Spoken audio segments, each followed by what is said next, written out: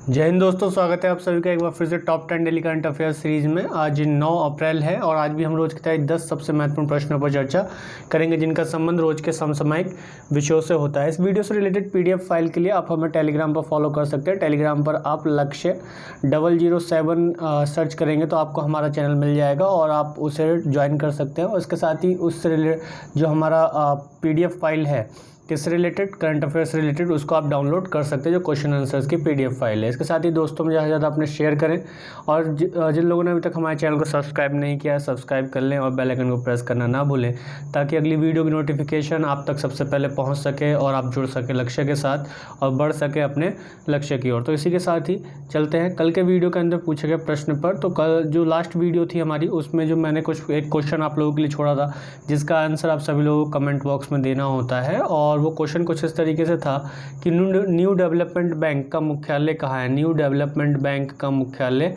कहाँ है? तो ऑप्शंस था जोहान्सबर्ग, संघाई, नई दिल्ली या मॉस्को। तो इसका आंसर होगा संघाई। संघाई में न्यू डेवलपमेंट बैंक का मुख्यालय है और न्यू डेवलपमेंट बैंक की स्थापना 2014 में ब्रिक्स सम्मेलन, ब्रिक्स का जो छठा सम्मेलन हुआ था उसमें इसका आयोजन किया गया था, इसका निर्माण किया गया था, इसका स्थापना जो की गई थी किसकी, न्यू डेवलपमेंट बैंक की स्थापना 2014 में की गई थी। किसके द्वारा? ब्रिक्स संगठन के द्वारा की गई थी। ब्रिक्स में ब्राज़ील, रशिया, इंडिया और चाइना देश आते हैं। तो इसी के साथ ही चलते हैं दोस्तों वीडियो के आज के अपने पहले और एक और महत्वपूर्ण प्रश्न पर। जो सबसे एक महत्वपूर्ण प्रश्न है कि भारत के 48वें मुख्य न्यायाधीश के रूप में किसे नियुक्त किया गया है? तो ऑप्शन है justice Indu Malhotra, justice N V Ramana, justice M Narayan या इनमें से कोई नहीं। तो इसका आंसर होगा justice N V Raman, justice M V Ramana. यानी कि अभी मैंने आप लोगों को पिछले वीडियोज़ में एक क्वेश्चन दिया होगा या एक क्वेश्चन मैंने डिस्कस किया होगा कि अभी हाल ही में चीफ जस्टिस शरद अरविंद बोबड़े ने किसके लिए सिफारिश की है कि उन्हें जो है सीजेआई अगला बनाया जाए। तो अभी वर्तमान में राष्ट्रपति रामनाथ कोविंद ने CJI, chief justice of India, यानी कि भारत के जो मुख्य न्यायाधीश हैं शरद अरविंद बोबड़े, एस.ए. बोबड़े द्वारा जो की गई सिफारिश थी उसको स्वीकार कर लिया है। यानी कि उन्होंने जो सिफारिश की थी उसमें जस्टिस नथालपति वेंकट रमण यानी कि एन वी रमण को भारत के 48वें मुख्य न्यायाधीश के रूप में नियुक्त किया है। और इसके साथ ही ये 24 अप्रैल 2021 से अपना पद ग्रहण करेंगे। कब पद ग्रहण करेंगे? 24 अप्रैल 2021 से अपना पद ग्रहण करेंगे। कौन? एन वी रमणा अपना पद जो है 24 अप्रैल 2021 से ग्रहण करेंगे और 26 अगस्त 2022 तक ये अपने पद पर बने रहेंगे। इसके साथ ही देखा जाए तो उन्हें 2014 में, यानी कि जो एन वी रमणा हैं उन्हें 2014 में उच्चतम न्यायालय के जज के रूप में नियुक्त किया गया था। इससे पहले वह दिल्ली उच्च न्यायालय के मुख्य न्यायाधीश थे, चीफ जस्टिस थे। कहाँ के? दिल्ली हाई कोर्ट के चीफ जस्टिस थे 2014 से पहले। 2014 में उन्हें उच्चतम न्यायालय के एक जज के रूप में नियुक्त किया गया था और अभी उन्हें जो है भारत के मुख्य न्यायाधीश के रूप में नियुक्त किया गया और अपना पद जो ग्रहण करेंगे वो 24 अप्रैल को करेंगे, क्योंकि 24 अप्रैल को वर्तमान जो सीजेआई हैं शरद अरविंद बोबड़े वो है रिटायर हो रहे हैं। तो उनके स्थान पर कौन आ रहे हैं? एन वी रमणा, जो कि भारत के 48वें चीफ जस्टिस होंगे। तो इसके साथ ही देख लेते हैं कि भारत के संविधान में मुख्य न्यायाधीश की क्या स्थिति है और क्या प्रावधान किए गए हैं। तो इस प्रकार अगर हम देखें तो अनुच्छेद 124(2) के अनुसार भारत के राष्ट्रपति भारत के मुख्य न्यायाधीश और उच्चतम न्यायालय के अन्य न्यायाधीशों की नियुक्ति करने का अधिकार रखते हैं। यानी कि यदि भारत के संविधान के 124 के सब क्लॉज 2 की बात करें तो उसमें भारत के मुख्य न्यायाधीश की नियुक्ति के विषय में बताया गया है और उसके साथ साथ जो उच्चतम न्यायालय के अन्य न्यायाधीश हैं उनके नियुक्ति के बारे में बताया गया है। और ये नियुक्ति कौन करता है? और ये नियुक्ति जो करते हैं वो भारत के राष्ट्रपति नियुक्ति करते हैं। तो उच्चतम न्यायालय के न्यायाधीशों की योग्यता के विषय में देखें तो ये प्रावधान जो है 124(3) में किया गया है। 124(3) में उच्चतम न्यायालय के मुख्य न्यायाधीशों की योग्यता के विषय में बताया गया है। यदि योग्यता पर एक दृष्टि डालें तो वह भारत के नागरिक होने चाहिए जो कि उच्चतम न्यायालय के न्यायाधीश बने तो उन्हें बनने के लिए एक योग्यता होनी चाहिए कि वो भारत के नागरिक हों। इसी के साथ ही किसी उच्च न्यायालय में या ऐसे 2 या अधिक न्यायालयों में लगातार कम से कम 5 वर्षों तक न्यायाधीश रहे हो। किसी उच्च न्यायालय में या ऐसे 2 या अधिक न्यायालयों में लगातार कम से कम 5 वर्षों तक न्यायाधीश रहे हों। इसके अलावा किसी उच्च न्यायालय में या ऐसे 2 या अधिक न्यायालयों में लगातार कम से कम 10 वर्षों तक अधिवक्ता रहे हों, ऐसे व्यक्ति जज बन सकते हैं। अधिवक्ता यानी कि लॉयर के रूप में काम किया हो। और इसके अलावा वह राष्ट्रपति की राय में परंपरागत विधिवेत्ता हों, यानी कि यदि वे इनमें से कोई नहीं है और वे राष्ट्रपति की राय में परंपरागत विधिवेत्ता हैं, यानी कि अच्छा लॉ को जानने वाले व्यक्ति हैं, तो उनको राष्ट्रपति द्वारा नियुक्त भी किया जा सकता है एज अ जज इन सुप्रीम कोर्ट। तो इसके साथ ही अगर देखें तो सीजेआई के कार्यालय के लिए मैंने आप लोगों को पिछली वीडियो में भी डिस्कस किया था, जब मैंने डिस्कस किया था कि एस.ए. बोबडे ने एन.वी. रमणा के नाम को सिफारिश की है राष्ट्रपति से, या उनके कॉलेजियम ने सिफारिश की है, तब मैंने इस चीज़ का भी डिस्कशन किया था कि सीजेआई के कार्यालय के लिए नाम की सिफारिश जो है भारत के मुख्य न्यायाधीश की अध्यक्षता वाले उच्चतम न्यायालय के 4 वरिष्ठतम न्यायाधीशों से मिलकर बने उच्चतम न्यायालय के कॉलेजियम द्वारा की जाती है। यानी कि 4 मुख्य वरिष्ठतम न्यायाधीश होंगे कहाँ के, सुप्रीम कोर्ट के, और एक मुख्य न्यायाधीश जो कि अध्यक्ष होंगे उस कॉलेजियम के। ये 5 लोग मिलकर ये तय करते हैं कि किसे अगला चीफ जस्टिस बनाया जाना चाहिए। और ये मुख्य रूप से वरिष्ठता के आधार पर लिया जाता है कि जो मुख्य रूप से वरिष्ठतम न्यायाधीश होते हैं उनको बनाया जाता है। और यहाँ पर चीफ जस्टिस ऑफ इंडिया की सिफारिश यानी कि सहमति होना उस नाम पर आवश्यक होता है। इस पर मैंने पिछली वीडियोज़ में डिस्कशन किया हुआ है। इसके साथ ही अगर देखें तो भारत के संविधान में न्यायाधीशों के कार्यकाल को निश्चित नहीं किया गया है कि कितना कार्यकाल होगा। संविधान में न्यायाधीशों के कार्यकाल, जो जज हैं उनके कार्यकाल को कोई निश्चित नहीं किया गया है, लेकिन न्यायाधीशों को 65 वर्ष तक की आयु तक पद ग्रहण करने के लिए परंपरागत रूप से नियम बनाए गए हैं। कि परंपरागत रूप से अगर देखें तो भारत में जो न्यायाधीश हैं वो 65 वर्ष तक की आयु तक कार्य कर सकते हैं। इसके साथ ही अगर देखा जाए तो संविधान के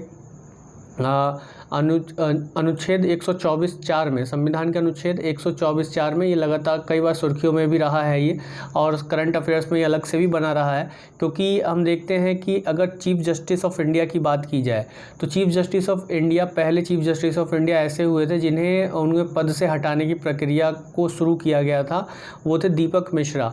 दीपक मिश्रा ऐसे चीफ जस्टिस ऑफ इंडिया है। चीफ जस्टिस ऑफ इंडिया यानी कि मुख्य न्यायाधीश, भारत के मुख्य न्यायाधीश या उच्चतम न्यायालय के मुख्य न्यायाधीश, जिनके विरुद्ध उनको पद से हटाने के विरुद्ध में पद से हटाने के लिए प्रस्ताव को लाया गया था 124(4) में। या इनसे पहले देखा जाए तो इनसे पहले उच्च न्यायालयों के यानी हाई कोर्ट के जजों को हटाने की प्रक्रिया को पहले भी शुरू किया जा चुका है, लेकिन ये पहली बार हुआ था कि जब दीपक मिश्रा को 2018 में दीपक मिश्रा को उन्हें पद से हटाने की प्रक्रिया को शुरू किया गया था। इसी प्रकार से देखा जाए तो जो पद से हटाने की प्रक्रिया है वो 124(4) में दी गई है। और ये कब किया जाता है शुरू, जब न्यायाधीश कोई दुर्व्यवहार करता है या अपने कार्य को करने में असक्षम होता है, वो किसी कार्य को करने में सक्षम नहीं है और इसके साथ ही वो है किसी के साथ दुर्व्यवहार करता है, तो इस स्थिति में जो है न्यायाधीश के विरुद्ध 124(4) के अंतर्गत उन्हें पद से हटाने की प्रक्रिया शुरू की जा सकती है। ये संसद के किसी भी सदन में शुरू की जा सकती है और ये भी पूर्ण रूप से संसद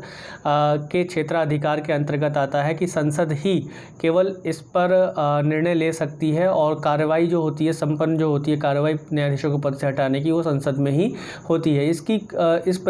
यह प्रक्रिया जो है ये कुछ हद तक महाभियोग के समान है, इसीलिए सामान्य रूप से इसे महाभियोग भी कहा जाता है। लेकिन संविधान में न्यायाधीशों को पद से हटाने की प्रक्रिया के लिए महाभियोग शब्द का प्रयोग नहीं किया गया है। महाभियोग शब्द का प्रयोग केवल और केवल अनुच्छेद 61 के अंतर्गत किसके लिए किया गया है, राष्ट्रपति जी के लिए किया गया है। तो इसी के साथ आगे बढ़ते हैं तो देखते हैं कि अनुच्छेद 125(1) में यह प्रावधान है कि सर्वोच्च न्यायालय के को जो ये वेतन दिया जाएगा वो संसद विधि द्वारा निर्धारित करेगी, यानी कि संसद निर्धारित करेगी विधि द्वारा कि सर्वोच्च न्यायालय के या उच्चतम न्यायालय के जो न्यायाधीश हैं उनको वेतन कितना दिया जाए। और जब तक संसद निर्धारित नहीं करती है तब तक संविधान की अनुसूची 2 में लिखा हुआ जो है, यानी संविधान की जो अनुसूची 2 है उसमें वेतन एवं भत्ते बताए गए हैं अलग अलग पदों के। तो उसी तरीके से यहाँ पर उच्चतम न्यायालय के न्यायाधीश और उच्च न्यायालय के न्यायाधीशों के पदों के बारे में भी बताया बताया गया वेतन भत्तों के बारे में।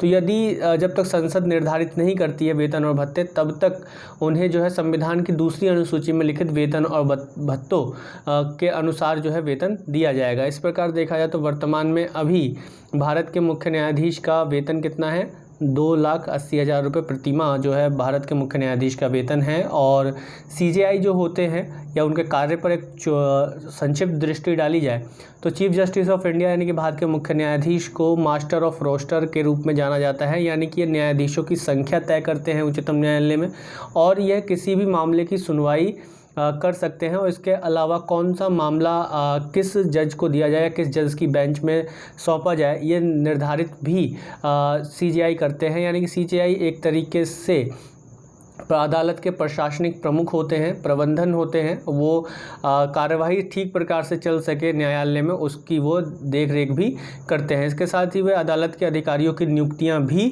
करते हैं। इस प्रकार से देखा जाए तो जो चीफ जस्टिस ऑफ इंडिया थे भारत के पहले हरीलाल जे कानिया जो पहले सीजेआई थे, और ऐसे बोबडे अभी भारत के 47वें सीजेआई हैं। और 48वें कौन हैं, 48वें सीजेआई कौन बने हैं, NA रमणा अभी जो है 48वें सीजेआई बने हैं। तो इसी के साथ ही दोस्तों चलते वीडियो के अगले और एक और महत्वपूर्ण प्रश्न पर कि दुनिया का सबसे ऊंचा रेलवे ब्रिज का आर्क क्लोजर किस नदी पर पूरा हुआ। तो ऑप्शन है झेलम, सतलुज, चेनाब, सिंधु। तो इसका आंसर होगा चेनाब। चेनाब नदी पर अभी दुनिया के सबसे ऊंचे रेलवे ब्रिज का आर्क क्लोजर पूरा हुआ है। तो भारतीय रेलवे ने दुनिया के सबसे ऊंचे रेलवे पुल के आर्क का निर्माण पूरा कर लिया है अभी। और जम्मू कश्मीर में चेनाब नदी के तल से इसकी ऊंचाई जो है 359 मीटर है, और ये 1.3 किलोमीटर लंबे पुल का उद्देश्य कश्मीर घाटी से कनेक्टिविटी को सुधार करना है। और ये उधमपुर श्रीनगर बारामूला रेलवे लिंक परियोजना का एक महत्वपूर्ण हिस्सा है। इसके साथ ही देखा जाए तो ये पुल पेरिस के एफिल टावर से 35 मीटर ऊंचा है, और इसकी ऊंचाई जो पूरी है वो 1315 मीटर ऊंचा लंबा है। कितना, 1315 मीटर ऊंचा है। दोस्तों एक एक पॉइंट्स को आप ध्यान से सुनिए, और हो सके तो नोट्स आप लोग तैयार करते रहिए साथ में, क्योंकि इन सभी पॉइंट्स से आपको रेगुलर क्वेश्चंस मिलते रहेंगे अलग अलग परीक्षाओं में, अलग अलग एग्ज़ाम्स जो होंगे आपके, उसमें जो भी प्रतियोगी परीक्षाएं हैं उनमें आपको इनसे प्रश्न ज़रूर मिलेंगे, और यकीन मानिए आते भी हैं और मिलेंगे भी आपको रेगुलरली। तो चलते हैं। चेनाब रेल ब्रिज, इसे फिनलैंड और जर्मनी की फर्मों द्वारा डिज़ाइन किया गया है, और ये कोंकण रेलवे द्वारा निष्पादित किया गया है, और ये दुनिया का 7वां सबसे बड़ा आर्क आकार का पुल भी है।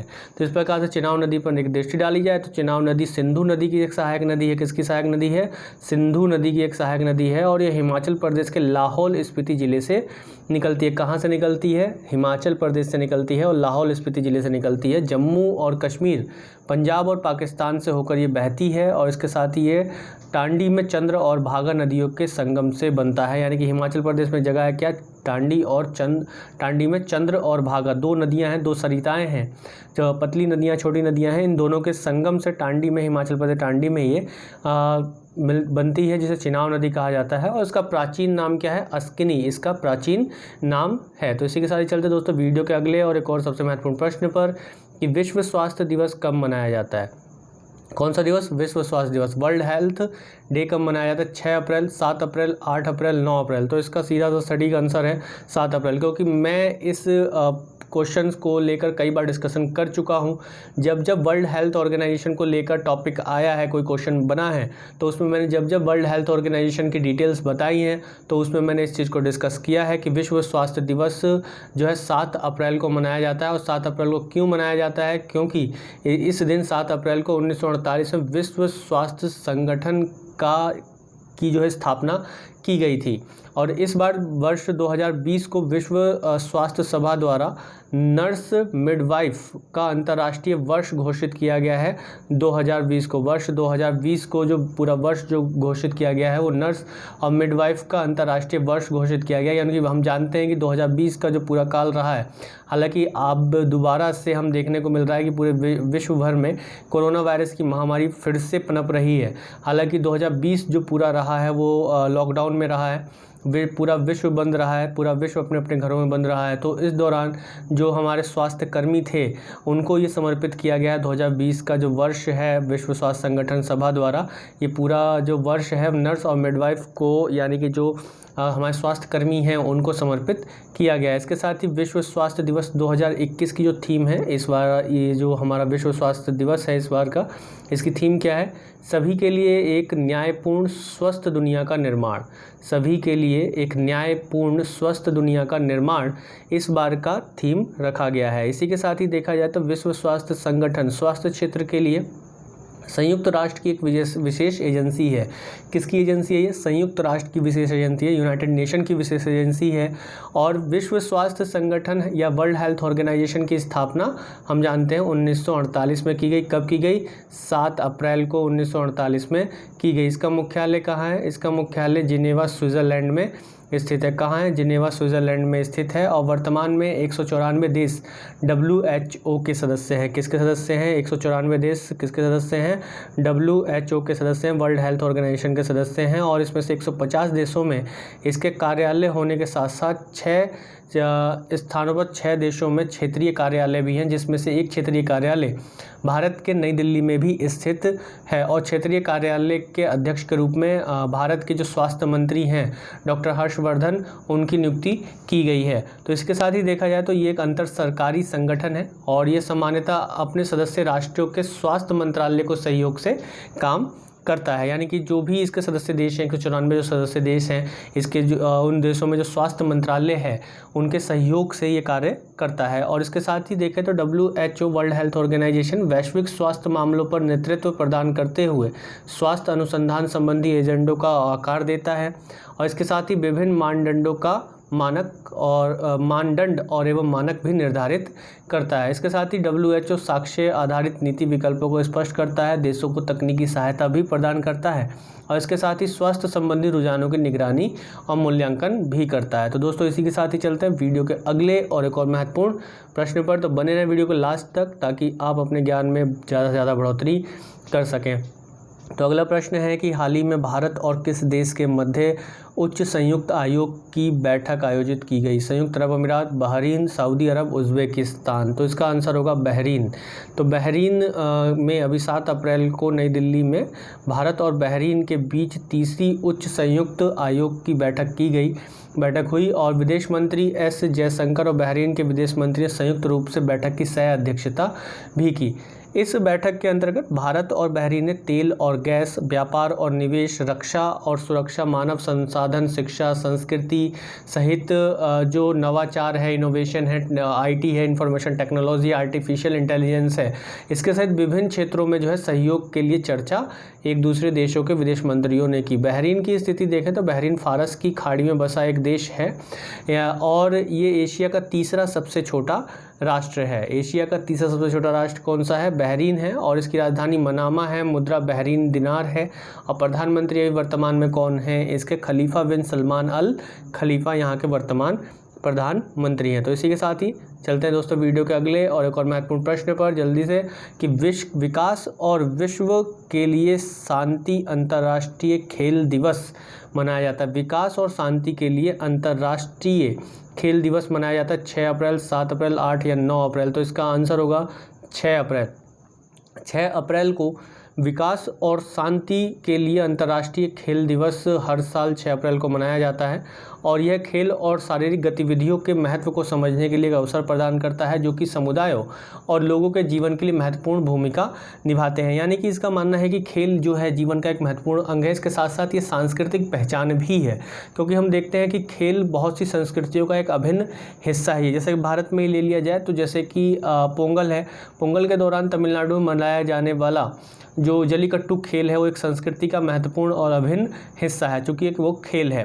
इसके अलावा देखा जाए तो इस दिवस की शुरुआत 2013 में संयुक्त राष्ट्र ने 6 अप्रैल को विकास और शांति के लिए अंतर्राष्ट्रीय खेल दिवस मनाने की घोषणा की थी। तो कब की गई थी इसकी घोषणा? 2013 में की गई थी और हर साल 6 अप्रैल को यह दिवस मनाया जाता है। 6 अप्रैल 1996 में क्यों मनाया जाता है 6 अप्रैल को? उसका कारण है कि 6 अप्रैल 1896 में, माफ़ कीजिएगा 1896 में एथेंस ग्रीस में पहली बार ओलंपिक खेल आयोजित किए गए थे।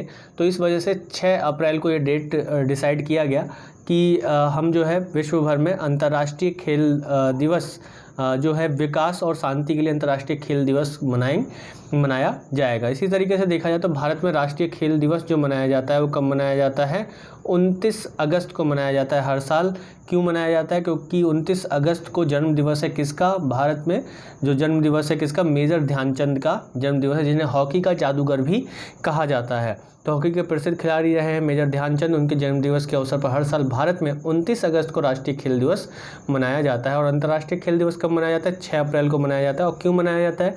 क्योंकि 6 अप्रैल 1896 में एथेंस में जो है पहली बार ओलंपिक खेला गया था। तो इसी के साथ चलते हैं वीडियो के अगले और एक और महत्वपूर्ण प्रश्न पर कि ये इकोनॉमी को लेकर प्रश्न है आपका कि भारतीय रिजर्व बैंक की मौद्रिक नीति समीक्षा की द्विमासिक समिति ने रेपो दर कितनी निर्धारित की? द्विमासिक समिति ने रेपो दर कितनी निर्धारित की है? तो ऑप्शन है 4%, 4.25%, 5% या इनमें से कोई नहीं। तो इसका आंसर होगा 4%। ये अपरिवर्तित रखी है, कुल मिला के पहले भी 4% ही थी और अभी भी इसे 4% पर ही रखा है। यानी कि आरबीआई नीतिगत रेपो दर को, रेपो रेट को 4% पर ही अपरिवर्तित रखा है, 4% पर ही रखा है, इसको चेंज नहीं किया है और अपना स्थिर रुख जारी रखा है। तथा रिवर्स रेपो रेट जो है, रिवर्स रेपो रेट जो है 3.5% रखा है। कितना रखा है? 3.5% पर अपरिवर्तित रखा है। रिवर्स रेपो रेट को भी नहीं चेंज किया गया है और ना ही रेपो रेट को चेंज किया गया है। वहीं अगर देखा जाए तो मौद्रिक नीतियाँ, यह नीतियाँ किसी भी देश के केंद्रीय बैंक की जिम्मेदारी होती हैं। ठीक है, जो मौद्रिक नीतियों पर अगर हम चर्चा करें, सिंपल अगर इसकी डेफिनेशन देखें तो क्या है? मौद्रिक नीतियाँ क्या होती है? मौद्रिक नीतियाँ किसी भी देश की केंद्रीय बैंक की जिम्मेदारी होती है। जैसे कि भारत का केंद्रीय बैंक कौन है? भारत का केंद्रीय बैंक आरबीआई है।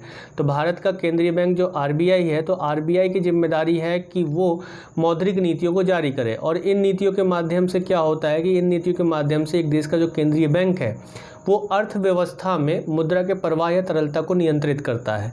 यानी कि आरबीआई की अगर हम बात करें तो आरबीआई मौद्रिक नीतियों के माध्यम से क्या करेगा कि जो हमारी अर्थव्यवस्था है, भारतीय अर्थव्यवस्था है, उसमें कितना करेंसी जाना चाहिए, यानी कि कितना नोट या तरलता या मुद्रा का प्रवाह होना चाहिए। तरलता का मतलब जो कि मुद्रा बाजार में चल रही है, बह रही है, उसे हम तरलता के रूप में लेते हैं या प्रवाह के रूप में लेते हैं। प्रवाह या तरलता को नियंत्रित करती है किसके माध्यम से? मौद्रिक नीतियों के माध्यम से। यानी कि आरबीआई ये तय करती है कि कितना जो है तरलता यानी कि जो मुद्रा है वो बाजार में होनी चाहिए या नहीं होनी चाहिए।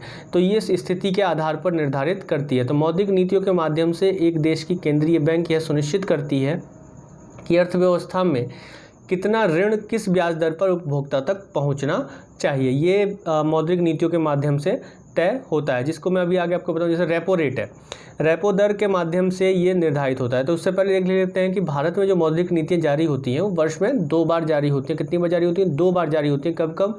अप्रैल और अक्टूबर माह में जारी होती है। जैसे कि अभी अप्रैल चल रहा है तो इसको जारी किया गया, जिसमें रेपो रेट और रिवर्स रेपो रेट को अपरिवर्तित रखा गया। 4% रेपो रेट और रिवर्स रेपो रेट को 3.5% ही रखा गया। तो यहाँ पर अप्रैल और अक्टूबर माह में इसे जारी किया जाता है, लेकिन प्रत्येक 2 माह के उपरांत जो है इसकी क्या की जाती है? समीक्षा की जाती है।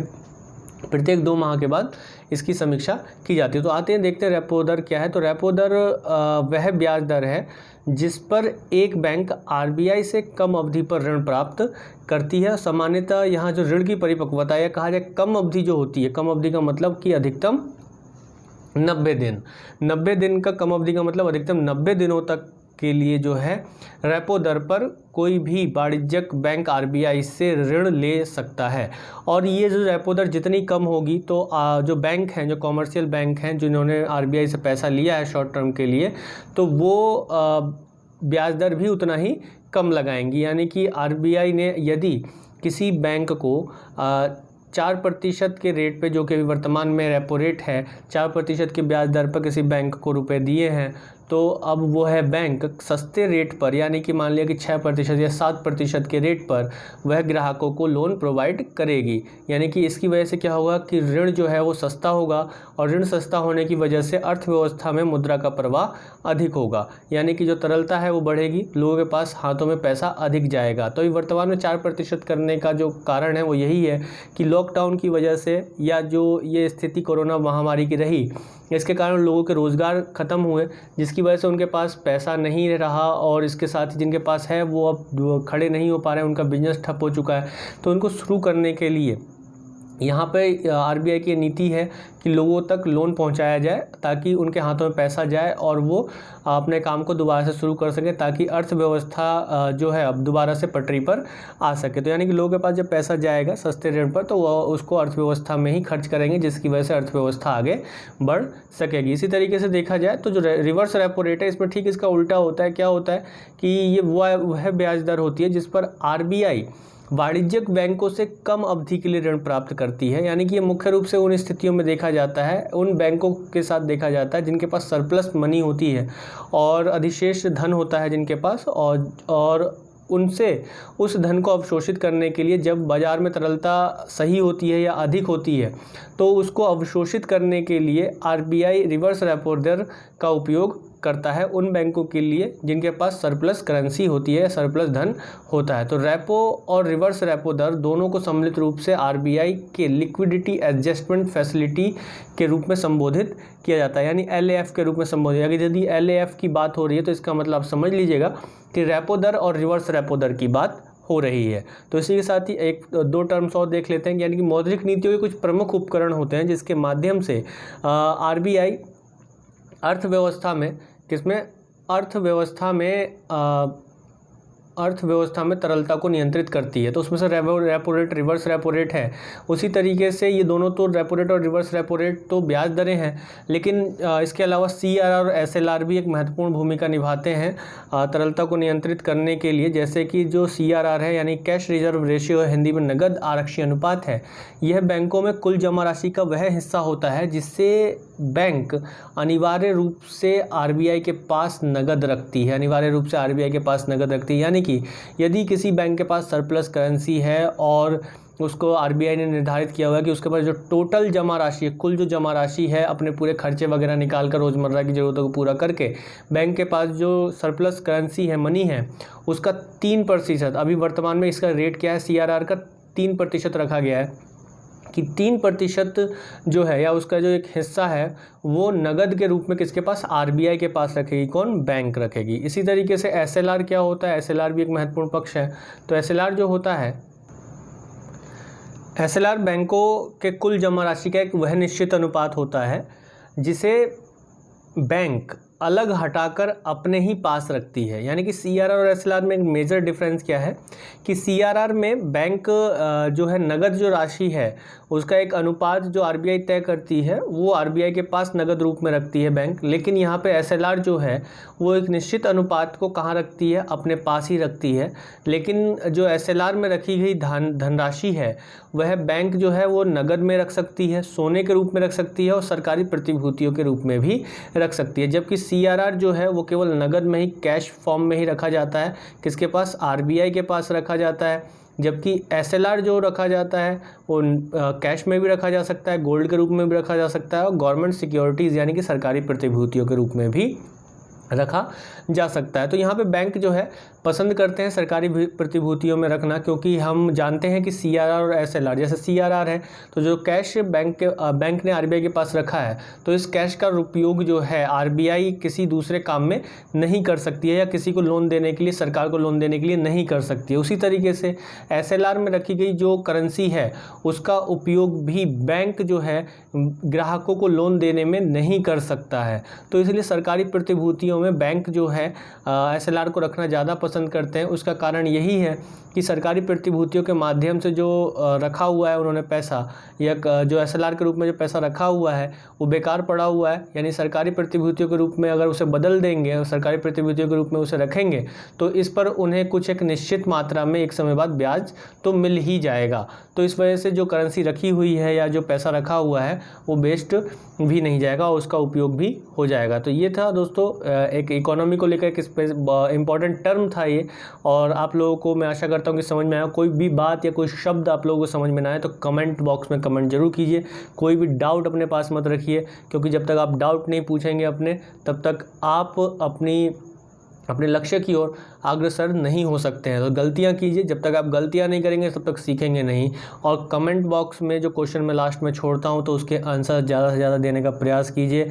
जब तक आप खुद इनसे भागते रहेंगे तो इसका मतलब आप खुद से भाग रहे हैं, अपने लक्ष्य से उतना ही दूर भाग रहे हैं। तो इसी के साथ ही चलते हैं वीडियो के अगले और एक और सबसे महत्वपूर्ण प्रश्न पर कि भारत सरकार ने जनजातीय समुदाय के स्वास्थ्य और पोषण की स्थिति में सुधार के लिए किस योजना की शुरुआत की है। तो ऑप्शन है अन्नमया योजना, जनजातीय पोषण योजना, अन्नपूर्णा योजना या इनमें से कोई नहीं। तो इसका आंसर होगा अन्नमया योजना। अन्नमया योजना अभी भारत सरकार ने शुरू की है, भारत सरकार ने अभी शुरू की है इस योजना को। और भारत सरकार ने जनजातीय समुदाय के स्वास्थ्य और पोषण की स्थिति में सुधार के लिए अन्नमया योजना की शुरुआत की। और भारत सरकार की ये योजना जो है एक तरीके से न्यू इंडिया की शुरुआत या न्यू इंडिया का जो उद्देश्य है भारत सरकार का, उसको पूरा करने का एक दृष्टिकोण है।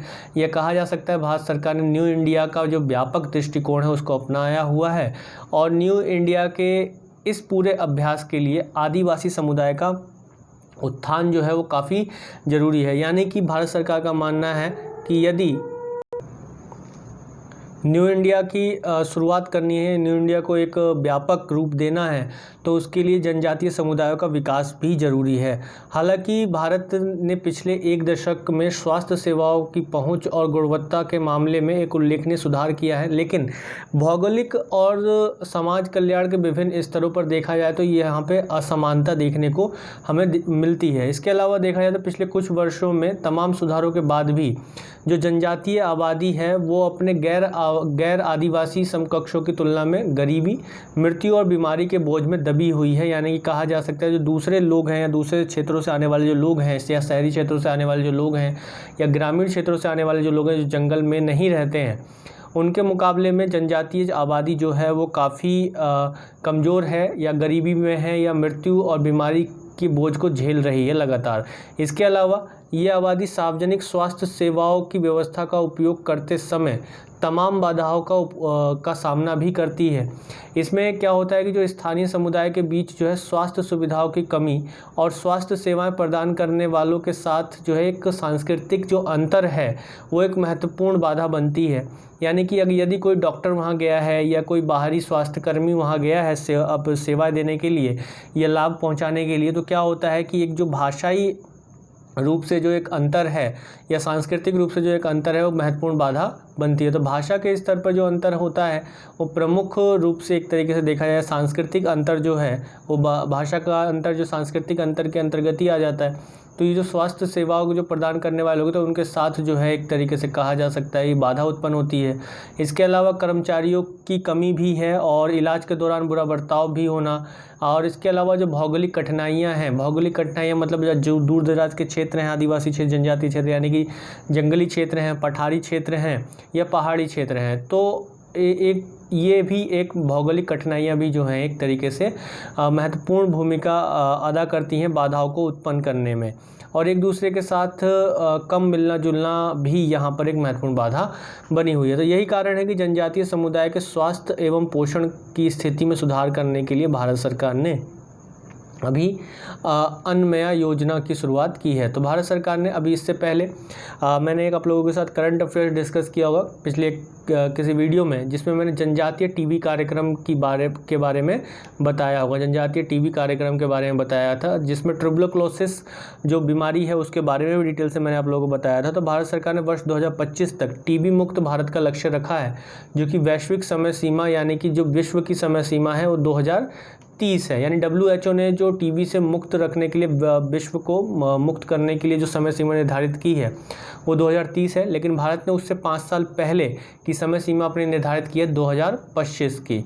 तो यहाँ पर हमने देखा था कि अभी हाल ही में दोनों मंत्रालय, स्वास्थ्य मंत्रालय और इसके साथ साथ जनजातीय कार्य मंत्रालय ने जो है मिलकर जनजातीय टीबी कार्यक्रम की शुरुआत की थी, यानी कि ट्राइबल्स ट्यूबरकुलोसिस इनिशिएटिव की शुरुआत की थी। तो अभी जो अन्वया योजना है इसकी शुरुआत डॉक्टर हर्षवर्धन और जो जनजातीय कार्य मंत्री हैं अर्जुन मुंडा, इन दोनों ने मिलकर इस योजना की शुरुआत की है। तो इसी के साथ चलते हैं दोस्तों वीडियो के अगले और एक और महत्वपूर्ण प्रश्न पर कि बाबू जगजीवन राम की जयंती कब मनाई जाती है। तो ऑप्शन है 5 अप्रैल, 7 अप्रैल, 8 अप्रैल, 9 अप्रैल। तो इसका आंसर होगा 5 अप्रैल। तो 5 अप्रैल को बाबू जगजीवन राम की जयंती मनाई जाती है। तो ये स्वतंत्रता सेनानी और भारत के पूर्व उप प्रधानमंत्री रह चुके बाबू जगजीवन राम की अभी 113वीं जयंती मनाई गई। कब? 5 अप्रैल को मनाई गई। इन जगजीवन राम, जिन्हें बाबूजी के नाम से भी जाना जाता है, ये राष्ट्रीय नेता, स्वतंत्रता सेनानी, सामाजिक न्याय हेतु लड़ाई लड़ने वाले योद्धा, वंचित वर्गों के हितैषी और इसके साथ साथ ये एक उत्कृष्ट सांसद भी रहे हैं। इनका जन्म जो है 5 अप्रैल को 1908 में 5 अप्रैल 1908 में चंदवा बिहार में एक दलित परिवार में हुआ था।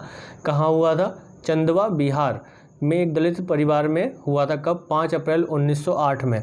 इन्होंने जो पहल की, जो एक भेदभाव या जो जातीय भेदभाव था उसे ख़त्म करने की जो पहल की, उन्होंने अपने स्कूली शिक्षा आरा शहर से प्राप्त की, जहां उन्होंने पहली बार भेदभाव का सामना किया।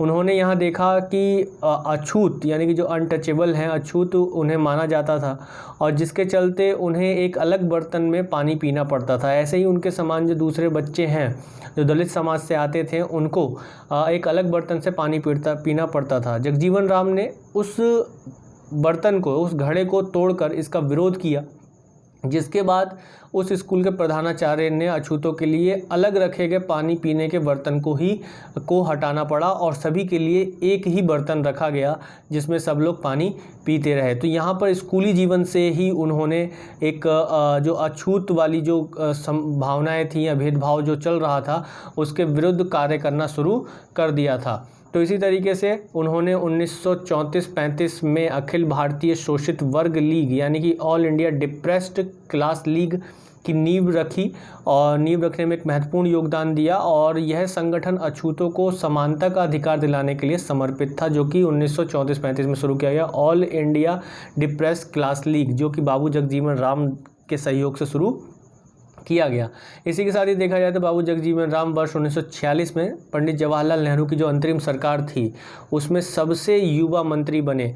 यानी कि अगर कहा जाए तो स्वतंत्र या अंतरिम सरकार या स्वतंत्र भारत की सरकारों में जो सबसे युवा मंत्री बने वो कौन बने? बाबू जगजीवन राम बने। और इसके अलावा वर्ष 1971 में उन भारत पाकिस्तान युद्ध के दौरान वे भारत के रक्षा मंत्री भी थे, जिसके परिणाम स्वरूप बांग्लादेश का निर्माण हुआ। इसके अलावा देखा जाए तो वर्ष 1936 से जब केंद्रीय विधान मंडल की शुरुआत की गई और 1986 तक यानी कि लगभग पूरे 40 वर्षों तक संसद में उनका निर्बाध प्रतिनिधित्व एक विश्व रिकॉर्ड है। यानी कि 40 वर्षों तक वो संसद में बिना किसी बाधा के या निर्विरोध जो है प्रतिनिधि के रूप में वो चुनते रहे, उन्हें चुना गया, लगातार चुना गया और ये वो इनके नाम एक विश्व रिकॉर्ड है कि 40 वर्षों तक वह निर्बाध चुने गए। यानी कि उनके अपोजिशन में कोई दूसरा कैंडिडेट खड़ा नहीं होता था। उनके पास भारत के सबसे लंबे समय तक सेवारत कैबिनेट मंत्री होने का भी रिकॉर्ड है। यानी कि अगर देखा जाए तो अभी तक भारत में सबसे लंबे समय तक जो कैबिनेट मंत्री रहे हैं वो कौन रहे हैं? बाबू जगजीवन राम रहे हैं, जो कि 30 वर्षों तक वो भारत के कैबिनेट मंत्री रहे हैं। इसके अलावा 6 जुलाई 1986 को नई दिल्ली में उनकी मृत्यु हुई और उनके दाह संस्कार स्थान को जो है अभी क्या कहा जाता है? समता स्थल कहा जाता है, या कहा जाए तो समानता का स्थल कहा जाता है। यानी कि समता स्थल किसका स्थल है? बाबू जगजीवन राम का स्थल है, जहाँ पर उनका दाह संस्कार या अंतिम संस्कार किया गया। तो जहाँ पर उनका दाह संस्कार किया गया उस स्थल को किस नाम से जाना जाता है? समता स्थल के नाम से जाना जाता है। और उनकी जयंती को समरस दिवस के रूप में मनाया जाता है। किस रूप में मनाया जाता है? समरस दिवस के रूप में मनाया जाता है। क्वेश्चन ऐसे ही बन सकता है कि समरस दिवस कब मनाया जाता है, या समरस दिवस किसके जयंती के अवसर पर मनाया जाता है। तो इस तरीके के प्रश्न जो है आपके उठ सकते हैं। या समानता दिवस जो है किसके जन्म दिवस पर मनाया जाता है। तो ऐसे प्रश्न उठ सकते हैं। तो अगर आपने वीडियो को लगातार आराम से सुना है तो आपको ये सारी नॉलेज आराम से मिल रही होगी। तो इसी के साथ चलते हैं वीडियो के अगले और एक और महत्वपूर्ण प्रश्न पर कि सुपेस पोर्टल की शुरुआत किसके द्वारा की गई? Justice MV Ramana, justice SA Bobde, justice Nageswara Rao, या इनमें से कोई नहीं। तो इसका आंसर होगा जस्टिस SA बोबडे। सुपेस एक तरीके से आर्टिफिशियल इंटेलिजेंस है और इसका फुल फॉर्म है supreme court portal for assistance in court efficiency. इसको लॉन्च किया है किन्होंने? SA बोबडे, जो कि वर्तमान में CJI हैं। और इस पोर्टल के माध्यम से सुप्रीम कोर्ट का जो मामलों की जो फाइलिंग है उसको समय पर प्राप्त करने और एक तरीके से जो एक डाटा होता है उसकी मात्रा को कम करने या उसको निपटने के लिए ये एक पोर्टल शुरू किया गया है। तो इसी के साथ चलते हैं वीडियो के अगले और एक और महत्वपूर्ण प्रश्न पर दोस्तों। तो प्रश्न के नए अध्यक्ष और प्रबंध निदेशक के किसे नियुक्त किया गया? तो ऑप्शन है M रमन, सुरेंद्र सिंह, मनोज कुमार, हरिशंकर प्रसाद। तो इसका आंसर होगा M रमन को अभी small industries and development bank of India के अध्यक्ष के रूप में चुना गया है। यानी कि लघु उद्योग और विकास बैंक के रूप में M रमन को चुना गया है। किसे चुना गया? S रमन को चुना गया, माफ़ कीजिएगा, S रमन को चुना गया है। तो इस इनकी जो नियुक्ति है 3 साल की अवधि के लिए किया गया है। और नए अध्यक्ष और प्रबंधक निदेशक के नाम की सिफारिश जो है बैंक बोर्ड ब्यूरो ने की थी। तो इसके साथ ही अगर आगे देखा जाए तो बैंक बोर्ड ऑफ ब्यूरो क्या है जिन्होंने इसकी सिफारिश की, तो ये फरवरी 2016 में बैंक्स बोर्ड ऑफ ब्यूरो का गठन किया गया था। और उसे सरकारी बैंकों और वित्तीय संस्थानों में जो शीर्ष पद यानी कि जो A क्लास पोस्ट हैं उनके उम्मीदवारों को तय करने की जिम्मेदारी जो है बैंक्स बोर्ड ऑफ ब्यूरो को दी गई थी। बाद में सरकार ने बैंकों के लिए जो पूंजी जुटाने की जो योजना तैयार करने के अलावा व्यावसायिक रणनीति तैयार करने का दायित्व भी बैंक्स बोर्ड ब्यूरो को सौंप दिया था। इसी तरीके से देखा जाए तो पूर्व नियंत्रक महालेखा परीक्षक जो हैं विनोद राय, उनको इसका प्रथम अध्यक्ष भी बनाया गया था। तो प्रथम अध्यक्ष जो रहे थे वो कौन रहे थे? बैंक्स बोर्ड ऑफ ब्यूरो के वो विनोद राय रहे थे, जो कि पहले नियंत्रक और महालेखा परीक्षक थे। तो प्रथम अध्यक्ष कौन रहे? विनोद राय रहे। तो ये तो दोस्तों आज के हमारे 10 सबसे महत्वपूर्ण प्रश्न। वीडियो आप लोगों को अच्छी लगी तो लाइक करना ना भूलेगा, दोस्तों में शेयर जरूर कीजिए। और जिन लोगों ने चैनल सब्सक्राइब नहीं किया सब्सक्राइब करें, बेल आइकन को प्रेस जरूर करें।